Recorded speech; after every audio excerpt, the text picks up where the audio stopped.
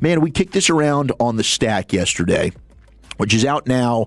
It's a draft show that I do alongside, of course, Brian Broaddus and Aisha Morrison. You can check it out on Crowd Global Media on YouTube. But we went ahead and did some mock draft hypotheticals, and I was running our mock draft, and I noticed, okay, Caleb Downs is going to go off the board here at 7, the safety out of Ohio State, to the Washington Commanders. And I said look, what if we just say, bleep it, we're going to try and move up to the 6th overall pick with Cleveland. Let's jump ahead of Washington. Now, this would be under the assumption, of course, the Giants don't take Caleb Downs at 5, who I believe is the best player in the draft. Cowboys need a safety. Gosh, what position do they not need on defense? Let's make that very clear.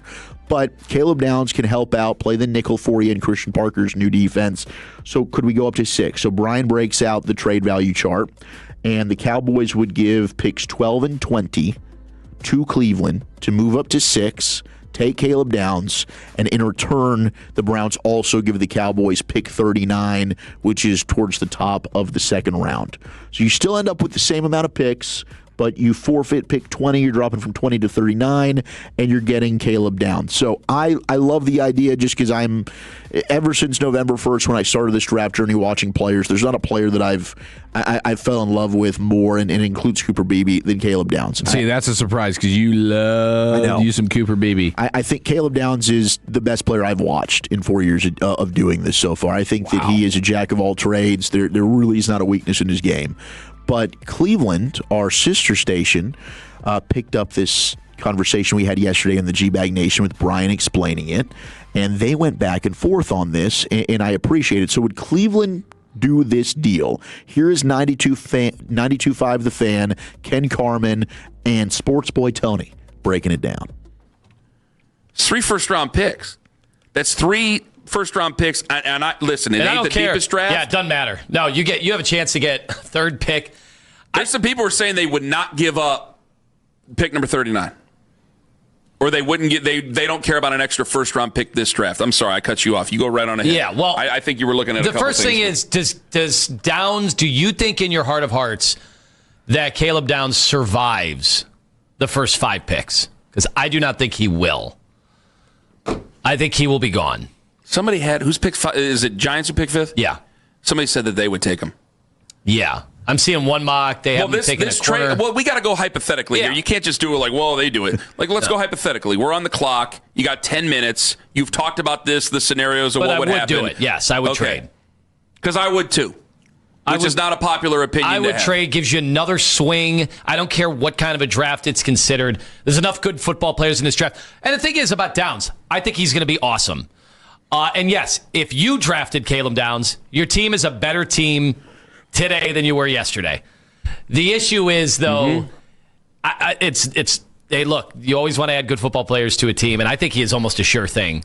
But what is this all about? We have got to find a way to improve this offense, and if you trade down, you're giving yourself even more flexibility, in this draft to be able to do it. Now, I've said forever, like every host in Cleveland or every writer or every blogger, podcaster, I've heard them all say trade down.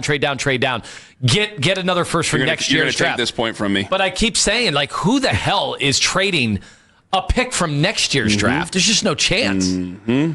I love it. So Cleveland radio is down for this move. I'm very much in on this move. I know others would say 12 and 20. Do you want to risk that? I don't think there's always a chance, but I think it is probably a 1% chance that Caleb Downs realistically makes it to you at 12. Now, are there going to be other players on the board, like a Sonny Styles, linebacker from Ohio State? Maybe, and I think this is becoming less likely. Could Mansour Delane, the corner from LSU, be there? Maybe. But I am getting the best player on my board by moving up to 6, and I still have pick 39, which you could take a corner. You could still take a linebacker. There might be an edge rusher. Maybe it's Akeem Mesidor, the edge from Miami. Maybe he slides to you.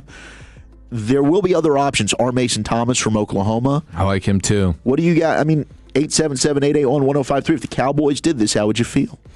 Yeah, I mean, getting back that pick 39 in all of this is huge. Getting a guy in Caleb Downs who Dane Brugler says, like, as he takes the temperature around the league in terms of scouts and their thoughts on Caleb Downs, a lot of them say like he's the best safety they've ever scouted. Wow. Now, who knows how old those guys are and how long they've actually been scouting, because there have been some really good safeties over the course of the last even just like 25 years or whatever. Yeah. But Caleb Downs is clearly up there, and on the consensus big boards, he's clearly a top 4 or 5 player in this draft. Even if you don't think he is the best, like Walchuk, you clearly do. Yeah. He's consensus a top 5 player in this draft, and it's on the side of the ball that you desperately need, a position that you desperately need, and one that you could actually utilize in a way that you wouldn't have before. Now that you have Christian Parker and probably what like getting his wheels turning on what he could do with a guy like Caleb Downs, and seeing the Nick Waris of the world and what they've done, the Derwin Jameses of the world, Kyle Hamilton, Brian Branch, being another one. Like there's a handful of these guys that are real chess pieces, like you said, jack of all trades kind of dudes, and he can do just about everything well defensively. Yeah. So, and like I said, getting that pick 39 back, and from hearing from you guys who are studying this draft, you don't feel like the drop off from the guy who gets picked at 20 is going to be that big for the guy that picks at, that goes off the board at pick 39. Like you don't think that's a huge delta there between the two players. And if you're dropping in names like Mesidor, I don't even think that'd be possible. Like Mesidor is clearly a first round talent. If the medicals don't check out, then I guess that could keep him sliding a little bit. And I know he's had some issues in the past, but R. Mason Thomas is another name. Like I would be looking at feeling like you do need to get an edge rusher. Sure. Because, and maybe they're able to accomplish that in free agency, and then you can feel a little bit better about that particular spot. But looking at this defense right now, and you need so many things, I think one of the big things that can help everything is having a guy that can get after the quarterback. Yeah. That's going to help your secondary. That's going to help a lot for you.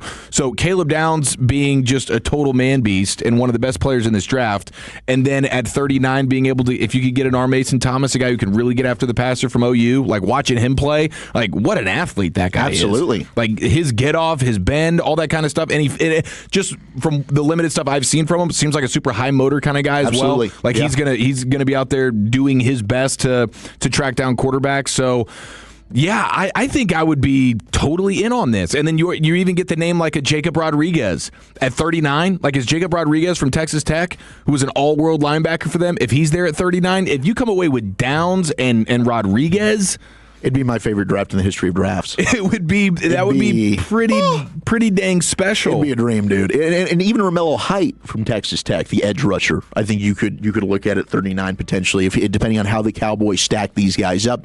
Mesidor, I'm with you. Mesidor should be a top 20 pick in my opinion. I've got him. It's Arvell Reese who I have as an edge, the linebacker from Ohio State, Reuben Bain Jr. from Miami, David Bailey from Tech, and then I've got Mesidor. So let me ask you about Caleb Downs a little bit. Where do you see him playing all over the place? Yeah. Like on any given play, he could be in a too high safety look. He could be the center fielder, or he could be down and playing a little bit more of like a nickel linebacker kind of role. Like he can do all of that. Yes, all of it. I mean, I think that he can step up, play the slot for you. If you want him in the box as a linebacker, he can do that for you. Single high, two high, sideline to sideline range. I think he's got the ability to man up on tight ends individually if you need him to. If you go back and it's now starting to circulate. I love this Somebody nugget. Clipped it. This is good. This is a nugget. Yeah, but freshman year, when he was with Alabama, and that's another thing. Like for Caleb Downs, you guys know just how much talent has come out of Alabama. And I believe this was Nick Saban's final year there. Yes. He started as a true freshman. He led Alabama's defense in tackles. He was the alpha dog in Tuscaloosa immediately as soon as he steps onto campus. And Brock Bowers, who is the best tight end in football, Alabama plays Georgia. And who do they put on Brock Bowers? Caleb Downs. And Caleb Downs is carrying him up the seam, step for step, stride for stride, mirroring in his hip pocket. Man, to me, I don't see much of a weakness on the field. The football IQ through the roof. He's got the bloodlines. His dad, Gary Downs, was a running back in the league. His brother, Josh Downs, is playing with the Colts. His uncle is Dre Bly, who was a Super Bowl champion corner with the Rams, played with the Lions, amongst other teams. I love the guy, and hey, if I end up being wrong on him, which is possible, I will eat crow, and I will admit it. But there are a few players that I would put my name and doing this media scouting thing on the line for, like I would Caleb Downs. I think he's a home run, surefire, all-pro. So that's true freshman Caleb Downs locking up Brock Bowers when Bowers was an absolute animal. Yeah. I mean, think about just a true freshman in general, being able to start in the secondary for Nick Saban in Alabama. Just that alone is pretty dang special. And then to actually exceed in that role, and then you go to Ohio State, and I'll never forget watching him versus Texas in the Cotton Bowl, where he was all over the place. And then this past year, I got to go to AT&T Stadium and watch Miami, Ohio State with my dad. And my dad's not super familiar with all these names and these prospects or whatever. And within like 20 minutes of watching the game, he goes, "Who is that number 2?" Yeah. He's asking me, he goes, "Who's number 2 for Ohio State?" And I'm like, yeah, that guy's supposed to be an absolute good dog. And look, Sonny Styles and Arvell Reese, those guys, linebacker edges, they did not have, like, Francis Mauanoa was making life hell for Arvell Reese, the right tackle from Miami, who's also in this class. But those are other names that we're talking about. The one guy who didn't put out bad tape was Caleb Downs. So, to me, I think he's incredible. 972, would you put your head shave on the line for it? Ooh. Look, I'll say this. In 4 years, if Caleb Downs isn't at least a Pro Bowler, I'll do it. Well, you're going to win that bet. Thank you. The Pro Bowl?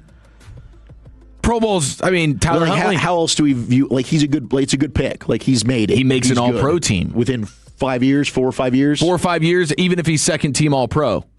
I think that's like that's a fair bar to say, okay, he really is legit. My wife will probably not sign off on this, but I would do that. I'd put my bald scalp on the line for it. Would you rather put your full head on the line or just your eyebrows?